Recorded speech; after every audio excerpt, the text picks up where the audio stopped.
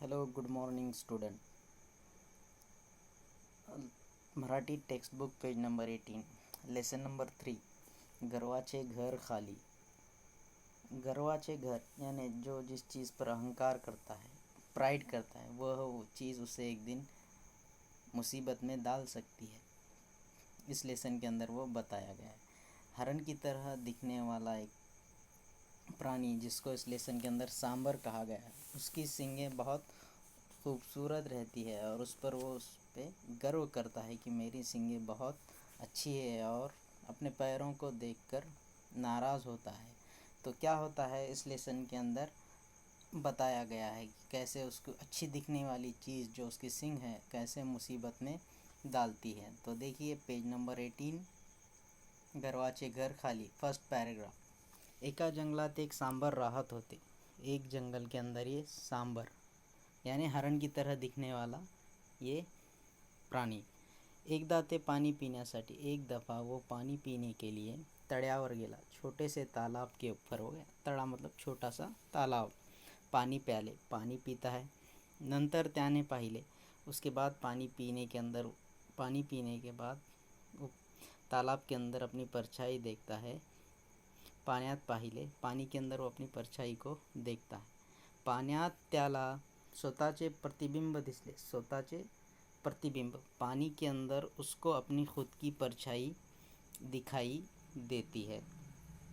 तो उस पानी के अंदर जब वो पानी पीता है उसकी परछाई उसे दिखाई देती है.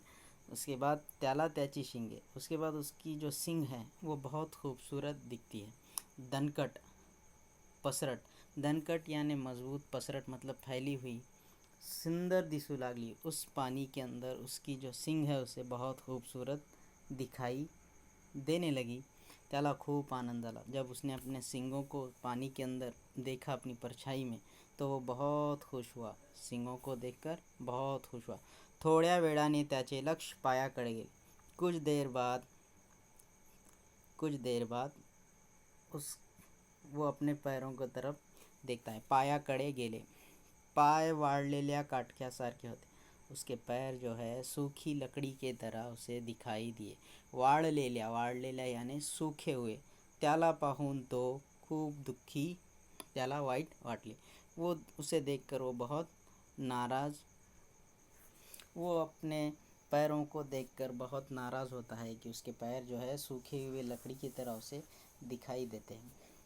तो मनाशीच विचार करू लागला. तो आगे देखिए, मनाशीच यानी दिल ही दिल में सोचने लगा, विचार करू लागला. उसके दिमाग में थिंकिंग आने लगी. वो सोचने लगा, शिंगाप्रमाणे ही पायही सुंदर असते तर किती बरं झालं असतं.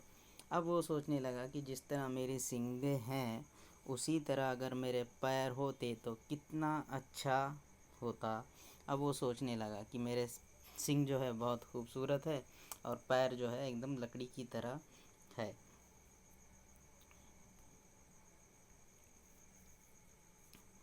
जैसे ही वो सोचने लगता है उतने में सडनली वाघाची डरकाळी, शेर की दहाड़ उसे सुनाई देती है. डरकाळी मतलब लॉयंस रोअर जिसको हम कहते हैं, डरकाळी.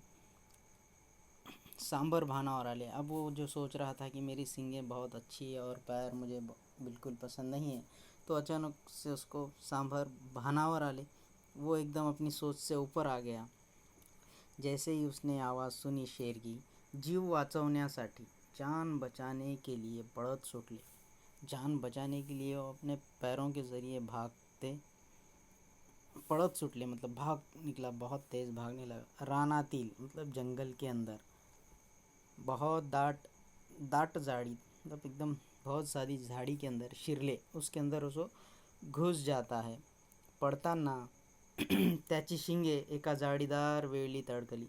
जब वो भाग रहा था तब जो उसकी जो खूबसूरत दिखने वाली सिंग है एक जालीदार बेल के अंदर अटक गई. अडकली यानी अटक जाना. त्याचे पड़ने थामले.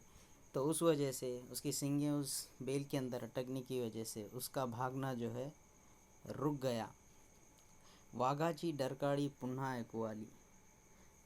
शेर की दहाड़ उसे फिर से सुनाई दी और फिर से वो घबरा गया.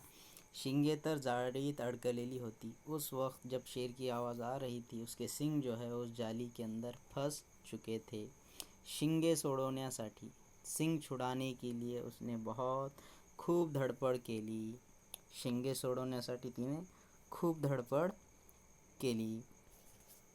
ये देखिए यहाँ पर उसकी जो सिंगे हैं उस बेल के अंदर अटक चुकी है और वो भागने के लिए कोशिश करने लगा था। तो वो अपनी सिंगें छुड़ाने के लिए बहुत कोशिश करता है।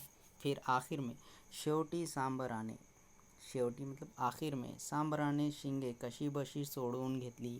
किस तरह से उसने उस जाली के बेल के अंदर से अपनी सिंगें किसी तरह से निकाल ली।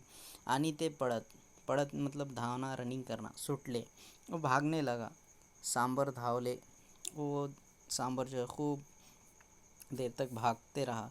बरेच दूर आल्यावर ते थांबले, बहुत दूर आने के बाद वो रुक गया।